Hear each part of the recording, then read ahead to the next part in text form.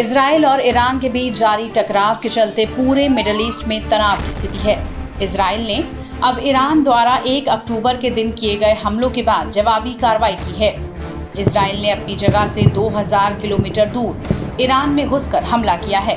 अपने latest F-35, F-15C D eagle और F-16 sofa fighter jet से प्रेसिजन स्ट्राइक किए गए हैं। टारगेट ईरान के मिलिट्री ढांचे थे, यानी हथियार depot, communication centre, military command और रडार सेंटर्स। रडार सेंटर्स को उड़ाने के बाद अब ईरान एक तरह से अंधा हो गया है। वो आसमान से आने वाले खतरों को भाप नहीं पाएगा, जिसका फायदा इजराइल को अगले हमले में मिल सकता है। ऐसे हमले सीरिया में मौजूद ईरानी रडार पर किए गए। हमले के बाद तेहरान और करज में एयर स्ट्राइक हुई। इजराइल ने एक साथ 100 से ज्यादा फाइटर जेट्स उड़ाए थे। इस हमले के बाद अब इजराइल भी सतर्क है। ईरान और उसके आतंकी संगठन हमले के बदले फिर से हमला कर सकते हैं, इसलिए इजराइल अलर्ट मोड पर है।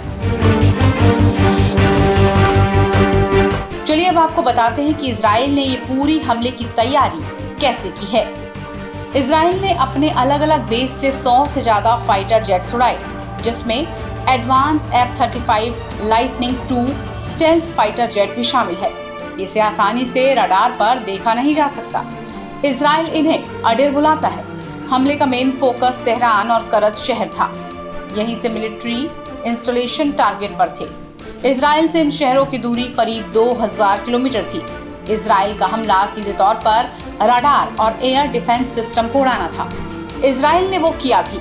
ये एक बेहतरीन समन्वय वाला हमला था, जिसमें सीरिया और ईरान के रडार और एयर डिफेंस सिस्टम को लयबद्ध तरीके से इजराइल ने उड़ा दिया। इस दौरान इजराइल ने अपने रिफ्यूलिंग विमानों और 669 रेस्क्यू यूनिट्स को भी हाई अलर्ट मोड पर तैयार रखा, ताकि उनके सैनिकों या फाइटर जेट्स को जरूरत हो तो तुरंत ईंधन की सप्लाई हो सके। अगर कोई हादसा हो तो रेस्क्यू टीम मौके पर पहुंचकर सैनिकों को निकाल सके। इजराइल के रक्षा मंत्री योआव गैलेंट ने और chief of staff lieutenant general Herzi खुद इस पूरे ऑपरेशन को लीड कर रहे थे। दोनों तेल अवीव के केरिया बेस पर मौजूद थे। वहीं से पूरे ऑपरेशन की मॉनिटरिंग वो कर रहे थे। इजरायली डिफेंस फोर्सेस के प्रवक्ता हगारी ने कहा कि इजरायली फोर्स बचाव और हमले दोनों के लिए पूरी तरह से तैयार है। हम ईरान, इराक, यमन, सीरिया और लेबनान पर कड़ी नजर रखे हुए हैं।